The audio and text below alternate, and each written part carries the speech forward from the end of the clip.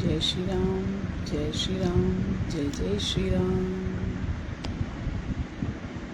आज नेट भी नहीं आ रहा है, वाईफाई ख़त्म, वाईफाई की दिक्कत हो रही है, लेकिन चलो कोशिश करते हैं अपने फ़ोन से हो जाए। मौसम थोड़ा ख़राब है, हमारे घर की ही यहाँ से कनेक्टिविटी थोड़ी कट गई है, लेकिन कोई नहीं, भगवान का नाम लेके शुरू करते हैं जितना हो पाएगा।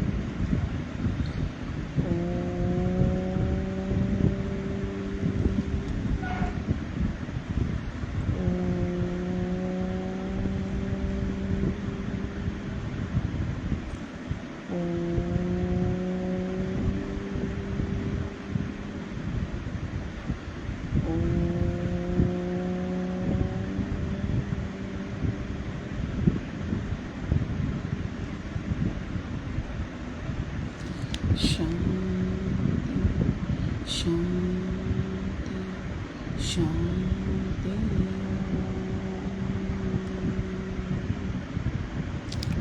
Thank you God, thank you God, thank you God, thank you God, thank you God, thank you God, thank you God, thank you God, thank you God, thank you God, thank you so much. शुक्रिया शुक्रिया शुक्रिया, धन्यवाद धन्यवाद धन्यवाद।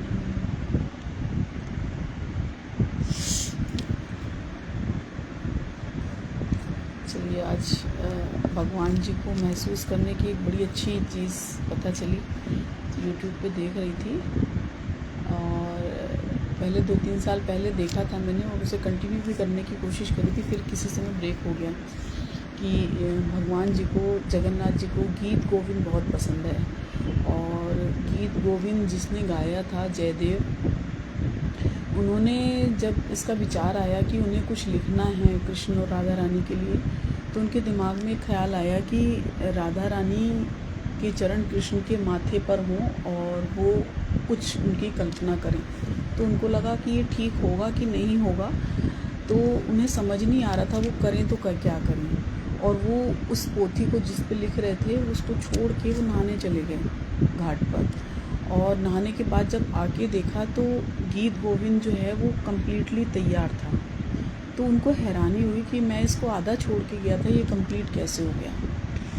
तो उनको सपने में भगवान ने दर्शन दिए और बोला कि इसको मैंने, जो तुम्हारा भाव था उसको मैंने ही लिखा है इस पे, और ये मुझे हमेशा बहुत प्रिय होगा। तो गीत गोविंद हम जब भी गुनगुनाते हैं या गाते हैं तो कहते हैं जो बड़े बड़े कथावाचक हुए हैं या संत हुए हैं, तो वो बोलते हैं कि जब भी आप गीत गोविंद गाएं तो एक आसन अपने साथ, एक आसन खाली रखें और ये महसूस करें कि वहाँ पर भगवान जी विराजमान हैं, और वो विराजमान होते हैं। लेकिन एक अनुभूति होने में थोड़ा समय लगता है। हो सकता है वो फर्स्ट डे ही हो जाए, हो सकता है वो 1 महीने में हो, 1 साल में हो, बट होती है।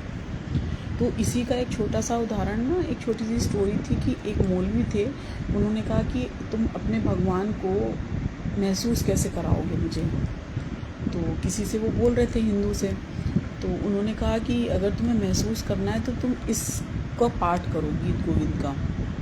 और इसके पाठ के लिए जो नियम मैंने बताया ना कि एक आसन छोड़ दीजिए खाली और वहाँ पे सोचिए कि भगवान आपके साथ बैठे हुए हैं। तो जब भी बैठिए तो एक आसन खाली लेके बैठिए। तो उन्होंने कहा कि अच्छा, ऐसा करने से कहने में ये अनुभूति होगी, तुम निश्चित मानो, ये मतलब बिल्कुल सत्य बात है कि अनुभूति होगी ज़रूर। तो उन्होंने वो करना शुरू किया। वो मौलवी थे और वो इस चीज़ के लिए बड़े अडिक्ट थे कि नहीं, हमारा वाला धर्म ज़्यादा अच्छा है। हिंदू कहते थे हमारा धर्म अच्छा है। तो उन्होंने उस अनुभूति को एक, जैसे कहते हैं ना, चैलेंज लेके कि इसको फेल करना है हमें, हिंदू सनातन धर्म को। तो उन्होंने उस चैलेंज के साथ उसे स्वीकार किया और उसे करना शुरू किया।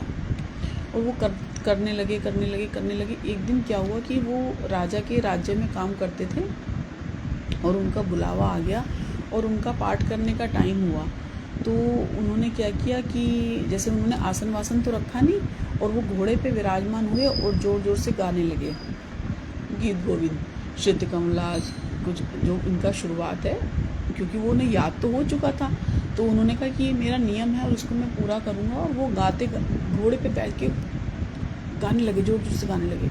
अब ज़ोर ज़ोर से गाने लगे तो 1-2 सेकंड के बाद ही देखा कि एक छोटा सा बालक जो है घोड़े के साथ साथ दौड़ रहा है। तो पहले तो उन्हें पता नहीं चला, फिर उसे लगा कि अरे ये तो छोटा सा प्यारा सा बालक कौन है जो मेरे घोड़े के साथ साथ दौड़ रहा है। तो उसने कहा कि तुम कौन हो? तुम भगवान हो, मैं गीत गोविंद गा रहा हूँ, तुम भगवान हो। उसने कहा भगवान छोड़ो, तुमने मेरे लिए आसन तो लगाया नहीं, अब तुम इसको जल्दी से कंप्लीट करो तो मैं वापस जाऊँ, क्योंकि जब तक ये चलेगा मैं तुमको छोड़ के जा नहीं पाऊँगा। तो वो एकदम से उतरे और उन्होंने मतलब उनको नमन किया, उसको कंप्लीट किया और वो एकदम अदृश्य हो गए। और ये उनका प्रत्यक्ष एक अनुभव था कि भगवान आते हैं। उन्होंने उस चीज़ को महसूस किया कि जब तक ये वो चलता रहेगा, भगवान की वहाँ पे प्रेजेंटेशन रहेगी ही, प्रेजेंट रहेंगे भगवान। और उन्होंने उसके बाद उस सनातन धर्म को एक्सेप्ट किया और अपना धर्म उन्होंने जो किया हो, क्योंकि हम यहाँ पे धर्म की बात तो नहीं कर रहे हैं, लेकिन जो है ये सच्ची बात है। और बिल्कुल ये मतलब ये जितने भी लोगों से आप मिलेंगे, जितने भी संत हुए हैं ना, वो इस चीज़ को जानते हैं कि गीत गोविंद आप जब भी गाते हैं तो ईश्वर रहते ही रहते हैं आपके साथ, है ना। और कहते हैं ना कि समस्याएं भी स्टेटस की तरह होती, काश 24 दिन के बाद, 24 घंटे के बाद खुद ही डिलीट हो जाती तो कितना अच्छा होता। तो ऐसा होता नहीं है। समस्याएं तो जब तक आपके प्रारब्ध हैं वो चलती ही रहती हैं, और भगवान उसे सहने की क्षमता सभी को दे और समस्याओं से दूर हो जाएं तो अच्छा लगता है। जैसे एक फैमिली थी, वो बहुत स्ट्रगल कर रही थी, ऐसे ही बहुत, मतलब पूरी की पूरी फैमिली में एक स्ट्रगल चल रहा था। तो जब उनका बच्चा बड़ा हो गया तो उन्होंने बोला कि मैं अपने बच्चे का परीक्षा कैसे लूँ कि वो तैयार हो चुका है कमाने के लिए। तो उनके फादर ने क्या कहा, एक पुरानी सी शर्ट निकाल के दी, बोला इसको जो है तुम 100 रुपये में बेच के आओ। बिल्कुल कुचड़ी हुई थी। अब बच्चा बहुत बुद्धिमान था, उसने क्या किया, उस शर्ट को बिस्तर के नीचे, पहले क्या होता था कि प्रेस व्रेस तो इतनी होती नहीं थी, बिस्तर के नीचे कपड़ों को रख देते थे और उसको पहन के चले जाते थे, वो प्रेस लगती थी। तो उसने सोचा कि अब इसको बेचना है तो ऐसी शर्ट को तो कोई ख़रीदेगा नहीं। तो उसने कहा मेरी माँ जो करती थी मैं उसको ऐसे कर लेता हूँ और उसके बाद बेचने जाऊँगा तो कुछ तो मिलेगा। तो उसके फादर ने बोला कि कम से कम 100 रुपये में इसको बेच के आना। तो वो सवेरे उठा, उसी पे सो गया था, सवेरे उठा, उसे अच्छे से तय करके ले गया और ले जाने के बाद उसने जो है बेचने गया। अब वो इतनी पुरानी सी थी, अब वो क्या करता उसे समझ में नहीं आ रहा था। वो स्टेशन पे चला गया और वहाँ पर लेके बैठ गया कि कोई ले ले। छोटा था, मतलब बहुत बड़ी एज का तो था नहीं वो बच्चा। तो उसने उसको बेचने के लिए जैसे प्रयास किया तो थोड़ी समय बाद किसी ने उसकी शर्ट ले ली और उसे 100 रुपये दे दिए और वो बहुत खुश हो गया। उसको लगा कि जो है चलो पापा ने जो चीज़ कही थी वो कंप्लीट हो गई, अब वो घर आ गया। तो उसके फादर ने बोला, अगले दिन फिर उसे एक शर्ट दी, उसे बोला कि इसको बेच के आओ, अब इसको जो है तुम 500 रुपये में बेच के आओ। तो उसको लगा पापा एक तो इतनी मेहनत से मैंने ये किया और अब जो है दूसरी चीज़ अब मैं क्या करूँ, कैसे करूँ। तो उसने कहा चलो, उसने कुछ जवाब नहीं दिया। फिर उसने वही काम किया, उसको शर्ट को कुचड़ी हुई थी उसको बिस्तर के नीचे रखा और उसने एक दिमाग लगाया कि इसको मैं कैसे और अच्छे से करके ले जाऊँ कि ये बिक जाए। अब उसने जो है जो स्टेशनरी का सामान जहाँ मिलता है वहाँ से एक मिक्की माउस का उसने वो स्टिकर ख़रीदा और उस स्टिकर को आगे फ्रंट पे लगा दिया उस टी शर्ट पर, और एक स्कूल के सामने जाके खड़ा हो गया जहाँ पे रईस बच्चे पढ़ते थे, अमीर बच्चे पढ़ते थे, ताकि वहाँ पे कोई देखे और किसी को उसके ऊपर दया आ जाए और वो ख़रीद ले।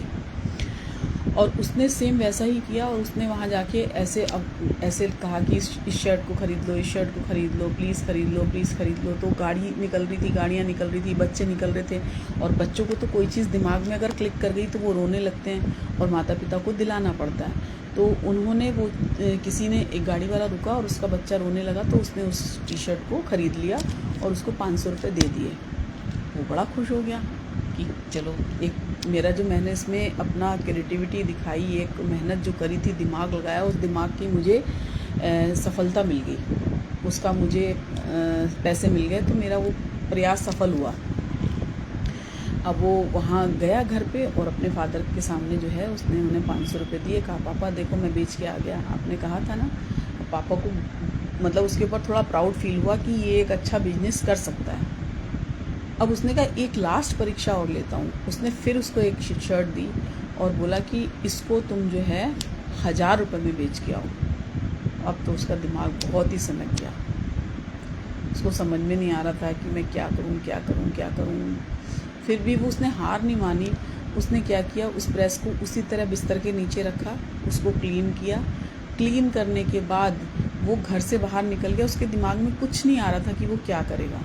और घर से बाहर निकला और आगे एक पोस्टर लगे हुए थे होर्डिंग पे कि आज यहाँ पे इस शोरूम का इनॉग्रेशन है और यहाँ पर एक बहुत बड़ी सेलिब्रिटी आ रही हैं। उसने ये पढ़ा, तुरंत उसका दिमाग काम किया। उसने सोचा कि इस टी शर्ट को ले जाके मैं वहाँ पर चला जाता हूँ और वहाँ पर जो सेलिब्रिटी आएंगी ना, मैं उनसे इस पर सिग्नेचर ले लूँगा। और उसने सेम वैसा ही किया। अब वो वहाँ गया और जो है वहाँ जाके ज़ोर ज़ोर से चिल्लाने लगा, मैं आपका बहुत बड़ा फ़ैन हूँ, मैं आपका बहुत बड़ा फ़ैन हूँ। अब उसको, और वो मतलब शक्ल से बड़ा अच्छा सा प्यारा सा लगता था देखने में, तो उसकी निगाह ऑटोमेटिकली, जब कोई चिल्लाता है तो उसकी निगाह जाती है। तो उसने देखा और वो उसको देख के बड़ा अच्छा लगा कि कौन है मेरा इतना बड़ा फ़ैन। उसने कहा इसको बुलाओ। तो उसने कहा कि मैं आपका बहुत जबकि वो मतलब ऐसा था नहीं, लेकिन उसने अपनी बात मनवाने के लिए उनको बोला कि मैं आपका बहुत बड़ा फ़ैन हूँ। तो उसने कहा अच्छा। तो कहने लगे क्या तुम्हें क्या चाहिए, तुम ये शर्ट लेके घूम रहे हो। उसने कहा बस मुझे आपका ऑटोग्राफ चाहिए इसमें। उसने कहा बस। उसने कहा हाँ। अब उसने उसके उस पर शर्ट पे अपना सिग्नेचर कर दिया और उसको दे दिया। अब वहाँ पर जितने भी लोग आए हुए थे, सेलिब्रिटी थी तो वहाँ पे पब्लिक भी बहुत थी। अब उसने जहाँ पर वो थी, जैसे ही वो अंदर चली गई अपना वो रिबन काट के, और उसने वहीं पर खड़े होकर कहा कि इस टी शर्ट को कौन ख़रीदना चाहेगा और कितने में ख़रीदना चाहेगा, मैं इसको बेचना चाहता हूँ। अब बोली शुरू हुई 500 रुपये से, 500 रुपये, 1000 रुपये, 2000 रुपये, 3000 रुपये। आप यकीन मानेंगे कि वो टी शर्ट 50,000 रुपये में बिकी।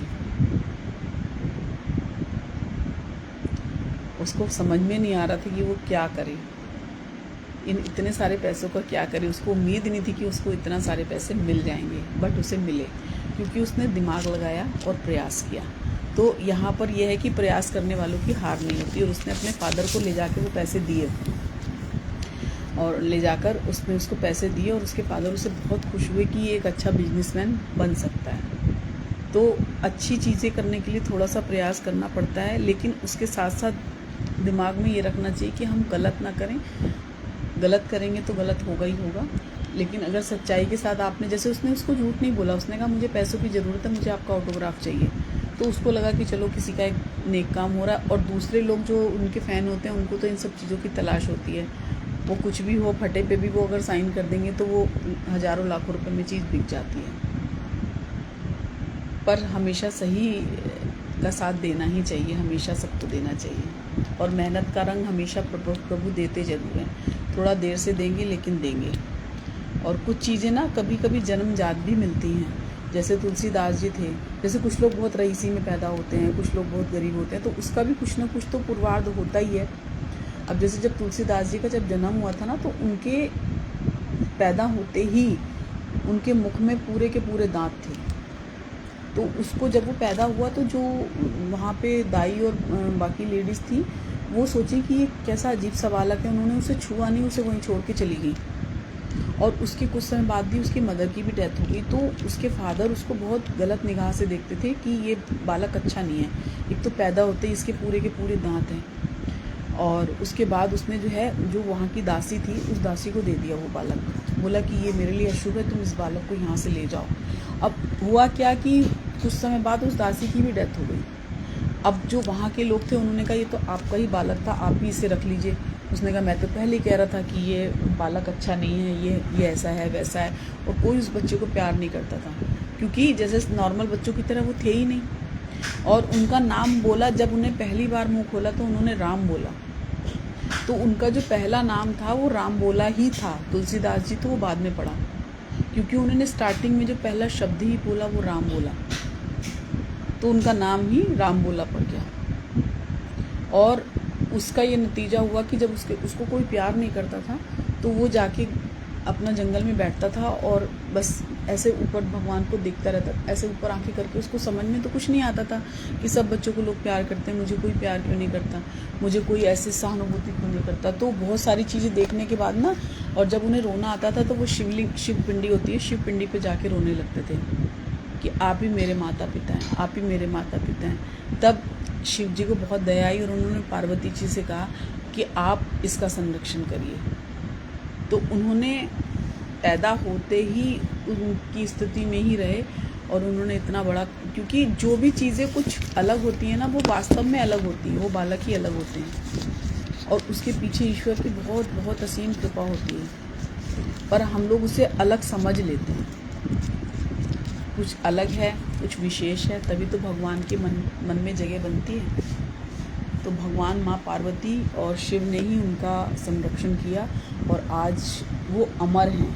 वो तो चले गए, लेकिन उनकी वाणी, उनकी बातें अमर हैं, अमर थी और अमर रहेंगी। तो जो भी चीज़ें, हरि का नाम तो अमर है ही। हम तो सब आए हैं तो चले ही जाएंगे एक दिन, कुछ भी यहाँ लेके नहीं आए हैं। सिर्फ जो भी चीज़ें हमारे पास हैं ना, वो हमारे एहसास के लिए हैं कि हम उस चीज़ को समझ सकें। हम इंसान हैं तो इंसान बन के रहें, दूसरे की फीलिंग को समझने की कोशिश करें, क्योंकि ये जो फीलिंग्स हैं ना, ये अमर हैं, ये हमेशा हमारे अंदर जीवित रहती है। हम रहें ना रहें, लेकिन हम कहते हैं ना वो ऐसा था, तो वो क्या था, उसका कर्म ही तो था। अगर हम किसी को समझ पा रहे हैं, किसी को हम अपना पूरा दे पा रहे हैं, और वो नहीं समझ पा रहा, वो उसका कर्म है। लेकिन अच्छा तब लगता है कि जैसे एक पहिया अगर ख़राब हो जाए तो बहुत देर तक नहीं चल सकता ना, चलेगा, रगड़ते रगड़ते चलेगा, लेकिन वो बहुत दिनों तक नहीं चल पाएगा, वो पंचर हो जाएगा। और पंचर होने के बाद कितने दिन चलेगा, वो यहाँ से डैमेज हो जाएगा। तो अगर हम किसी को दे रहे हैं और लेने वाला भी उतना ही शिद्दत से उसे लेता है, तो अच्छा लगता है। तो कहते हैं ना, आग लगी है दोनों तरफ बराबर लगी हो तो मज़ा आता है ना। अब जैसे प्रेमी प्रेमिका होते हैं, वो सब कुछ भूल जाते हैं उस क्षणिक प्यार के लिए, सिर्फ भौतिक चीज़ प्यार के लिए वो छोड़ देते हैं अपने माता पिता को, सिर्फ एक भौतिक प्यार के लिए। वो उसको क्या है उसके पीछे का रहस्य, उनकी फीलिंग को समझ रहे हैं, चाहे वो पूर्ति किसी भी चीज़ की हो रही हो। लेकिन अगर हम किसी भी माता पिता या पति पत्नी हो, या अड़ोसी पड़ोसी हो, या फ्रेंड्स हों, तो हम किसी को भी अच्छा मानते हैं तो उसकी फीलिंग के साथ ही तो उसे अच्छा मानते हैं कि उसके अंदर ये चीज़ें अच्छी हैं। कि हम ये कहते हैं कि वो गाली गलौज करता है इसलिए अच्छा है, कोई कहता है क्या? और सही शब्दों में, सही मायनों में तो जो चीज़, जैसे एक होती है साइलेंट चीज़ें, एक होती है बोलने वाली। तो साइलेंट वाली ज़्यादा तकलीफ़ देती, क्योंकि उसका कोई उपाय नहीं है हमारे पास। तो बोल दीजिए, जैसे कोई भी चीज़ है ना, उसे बोल के ख़त्म कर दीजिए। और कुछ नहीं समझ में आ रहा तो थोड़ा सा किनारे होके अपना हरि स्मरण में अपने आप को, जब कहीं से टूटता है तब कहीं से जुड़ता है, तो प्रभु में लगा लीजिए। एक बड़ा अच्छा मैसेज इसी से रिलेटेड अच्छा लगा, बारिश में रख दूँ ज़िंदगी को, ताकि धुल जाएँ पन्नों की स्याही, जो भी हमारे पुरानी अतीत है, ज़िंदगी दोबारा लिखने का मन करता है कभी कभी। अरे वाह, क्या बात है। मन खराब हो तो शब्द खराब ना बोलें, क्योंकि बाद में मन तो अच्छा हो सकता है लेकिन शब्द नहीं। समय एक ऐसी गाड़ी है जिसमें कोई ब्रेक नहीं और रिवर्स गियर भी नहीं है। वक्त सबको मिलता है ज़िंदगी बदलने के लिए, पर ज़िंदगी दोबारा नहीं मिलती वक्त बदलने के लिए। किसी जगह में नहीं बल्कि उन पलों में मिलता है जिन्हें हम दिल से जीते हैं। सुकून हमेशा कहाँ मिलता है? जहाँ पे हमको कोई समझने वाला होता है। जहाँ पे आपको कोई प्यार करता है वहीं जाने का तो मन करता है कि जहाँ आपको दुत्कारेंगे वहाँ मन करेगा? नहीं करेगा ना। तो जहाँ पर हमें अच्छा लग रहा है, जो आपको समझ रहा है, आपका हर बार वहीं जाने का मन करेगा। और नहीं तो ईश्वर के पास बैठ के रोइए, नहीं किसी के सामने नहीं, ईश्वर से अपनी बात बोलिए। जीवन हमेशा न्यायपूर्ण नहीं होता, लेकिन हर हाल में अर्थपूर्ण हो सकता है। कहीं कहीं पे न्याय या तो पिछला कर्म ही होगा, आप क्या कहें, ये तो समझ के बाहर है कि हम अच्छा कर रहे हैं या हमारा पुराना ख़त्म हो रहा है, ये समझ में नहीं आता कभी कभी। जो काम तुम्हारा मन हल्का करे उसे ही अपना कर्म बनाओ। विचार चाहे कितने भी उत्तम क्यों ना हो, लेकिन वे सार्थक तभी माने जाते हैं जब उनकी झलक व्यवहार में दिखे। जो चीज़ हम कह रहे हैं उसको हम खुद कितना अप्लाई कर रहे हैं, ये ज़्यादा बड़ी बात है। ज़िंदगी में कभी भी अपने हुनर का घमंड मत करना, क्योंकि कोई पत्थर जब पानी में गिरता है तो वह पत्थर अपने वजन से ही डूबता है। सही बात है, बिना वजन के नहीं डूबता। समाज क्या कहेगा? यह वह जेल है जिसमें अधिकांश लोग बिना सलाखों के बंदी रहते हैं। गलती तो किसी की भी हो सकती है, लेकिन गलती को सुधारना सबसे बड़ी सीख होती है। स्पष्टता वहीं से शुरू हो जाती है जहाँ ध्यान भटकना समाप्त हो जाता है। हर बार जब तुम क्रोधित होते हो, तुम अपना कुछ खोते हो, संबंध, समय और शांति। दृढ़ता वह कठिन परिश्रम है जिसे आप थकने के बाद भी करते रहते हैं। हर बड़ी जीत के पीछे माँ की छोटी छोटी सीख छुपी होती है। इस ज़माने में चुपचाप सह जाओ तो आपसे अच्छा कोई नहीं। अगर सच बात बोल दो तो आपसे बुरा कोई नहीं। और ये सच है। हम लोग जब तक ज़िंदा रहते हैं कहाँ उतना अहमियत देते हैं, लेकिन मरने के बाद तुरंत उसको फूलों से सजा दिया जाता है। क्यों? जीवित रहते हुए क्यों नहीं? कभी जीवित रहते भी फल देने चाहिए ना, फूल देने चाहिए कि ये लीजिए, ये आपके लिए। वैसे आजकल के बच्चे तो करते हैं ये सब चीज़ें, लेकिन फिर भी मरने के बाद कितनी भी बुराई हो ना, वो बुराई नहीं बोलता इंसान, वो सिर्फ सच्चाई बोलता है, सिर्फ झूठ बोलता है वो कि बहुत अच्छा था। उसकी सारी अच्छाइयाँ दिखने लगती हैं मरने के तुरंत बाद। जीते जी नहीं दिखती, जीते जी तो बुराइयाँ ही बुराइयाँ दिखेंगी, लेकिन मरने के तुरंत बाद वो सब जितने भी लोग उसके दुश्मन भी होंगे ना, उसे अच्छा ही बोलेंगे। ये सच्चाई है जीवन की सबसे बड़ी। अपने अंदर से अहंकार को निकालकर स्वयं को हल्का करें, क्योंकि ऊंचा वही उठता है जो हल्का होता है। सुख दुख तो अतिथि हैं, बारी बारी से आएंगे चले जाएंगे। यदि वह नहीं आएंगे तो हम अनुभव कहाँ से लाएंगे? इसमें सबसे अच्छा जो मेरा पर्सनल अनुभव होता है ना, वो ये होता है कि हम भगवान का जो स्मरण है ना, उसको कंटिन्यू अंदर मन में चलाते रहें, तो वो हमें बहुत सारा बल देते हैं, बहुत सारा। ना ही पैसा खुशी देता, ना ही महल खुशी देता है। एक प्यार से भरी अच्छी सी मुस्कान अगर कोई कह देना कि मैं हूँ, बस जीवन सफल हो जाता है। धैर्य में निपुण व्यक्ति सब कुछ में निपुण होता है। यदि जीवन क्षणभंगुर है तो समस्याएं स्थायी कैसे हो सकती हैं? अजीब शब्द है सॉरी। इंसान कहे तो झगड़ा ख़त्म, और डॉक्टर कहे तो इंसान ख़त्म, है ना।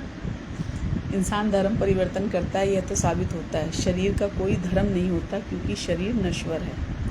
थोड़ा सा कन्फ्यूज़न है कि कौन ज़्यादा सुखी है, सोने की चैन वाला या चैन से सोने वाला। सच की आवाज़ ऊंची नहीं होती, लेकिन असर इतना गहरा होता है कि झूठ पर टिके लोगों की नींद उड़ जाती है। चाहे कुछ भी हो जाए, सकारात्मक तक रहें, पॉजिटिव रहें। हर तूफान में बारिश आखिर थम ही जाती है। देखो, भगवान भी जब गोवर्धन पर्वत को उठाया था तो घमंड उनका भी टूटा था। 7 दिन बाद उनको टूटना ही पड़ा था।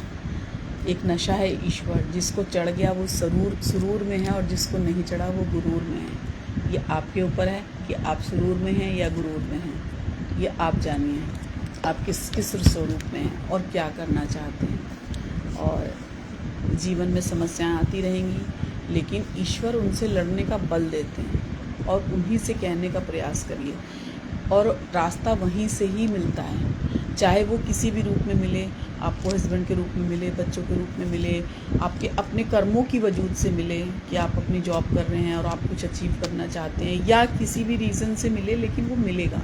लेकिन आपकी डिमांड बहुत अच्छी होनी चाहिए, उचित होनी चाहिए। अनुचित होगी ना, मिल तो जाएगी लेकिन बाद में उसके पीछे ना एक कहीं ना कहीं दुख होता है, और या कभी कभी बहुत फंस भी जाती है ना कोई चीज़ें, जैसे बहुत चल रहा है तो उसके बाद वो चीज़ आती भी नहीं है। आपको कितनी भी अच्छी चीज़ मिल जाए, जैसे हमारे दांत ही टूट जाएं और अखरोट सामने पड़ा हो तो क्या हम खा लेंगे, चबा लेंगे? चना रखा हो तो हम चबा लेंगे? तो नहीं चबा पाएंगे ना। तो कहीं कहीं पे वो सारी चीज़, कुछ पिछला भी होता है, कुछ अभी का कर्म भी होता है। कुल मिला के जो हो रहा है बस उसके लिए धन्यवाद कहते चलिए। जो होगा वो भी अच्छा होगा। गीता सार में जो शॉर्ट की 5-7 चीज़ें लिखी हैं ना, वो बहुत अच्छी हैं। उसको बार बार पढ़ने से ना हर बार एक अलग अनुभूति और शांति मिलती है, और हम ज्ञान के थोड़ा सा एक कदम आगे चले जाते हैं कि ये सच्चाई है। और बल के साथ हम अगला जीवन फिर से, जैसे सूर्य देवता है ना, साक्षात भगवान है। वो कभी भी उनको गुस्से में देखा, वो कितनी भी गर्मी के साथ आते हैं लेकिन डूबते समय कितने शांत हो जाते हैं। और अगर वो एक बार अपनी अकड़ में आ जाए और अगले दिन ना निकलें तो सारा का सारा विश्व हिल जाता है ना। तो जब वो अपना कर्म करते हैं, इससे हमें सीख मिलती है कि अपने कर्मों के प्रति हम सावधान रहें। हमें अपने जो फ़र्ज़ मिले, हमें कर्म मिले, वो हमें करते जाने चाहिए, और वो उसका प्रकाश कहीं ना कहीं किसी न किसी के दिल में जिंदा रहते रहते, मिले ना मिले लेकिन वो रहेगा ज़रूर। अगर हमारा सही हैं, सच्चे हैं तो मिलेगा, अवश्य मिलेगा। इसी के साथ सभी खुश हों, स्वस्थ हों, संपन्न हों, आनंद हो, और ईश्वर की असीम असीम ढेर सारी खुशियाँ सभी के ऊपर बरसती रही। इसी के साथ सभी को जय श्री राम, जय श्री राम, जय जय Shri Ram. Thank you, thank you, thank you so much.